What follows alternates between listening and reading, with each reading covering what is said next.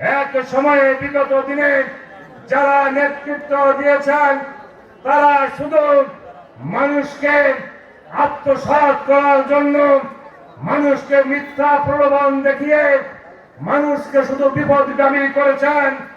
আজকে সোনাকান্দরের অনেক সমস্যা আছে, রাস্তাঘাটের অনেক সমস্যা আছে, সেই সমস্যাগুলো সমাধান না করে মিথ্যা আশ্বাস দিয়ে শুধু এই 15 বছর শুধু অন্য একটি রাজনৈতিক দলের মিছিল মিটিং করিয়েছেন। তাদের হাতে রামদা লাঠি বিভিন্ন জিনিস তুলে দিয়ে আপনাদেরকে ব্যবহার করে অনেকেই অর্থশালী হয়েছে, অনেকেই বিত্তশালী হয়েছে। আগামী দিনে তাদেরকে ছাড় দেওয়া হবে না, কারণ জনশক্তির কাছে দুই একজন শক্তি কোন শক্তি বলে মনে হয় না। তাই আমি কামরাবাদ ইউনিয়নবাসীকে আরো সজাগ করতে চাই।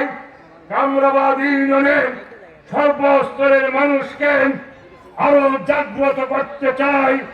আপনাদের উপর যদি থাকে আর কোন অন্যায় অবিচার যদি কেউ করে, রাজনৈতিক দলের লোক হোক, অর্থশালী লোক হোক, আর সমাজের মাথা উঁচু করা লোক হোক, আপনারা প্রতিবাদ করবেন।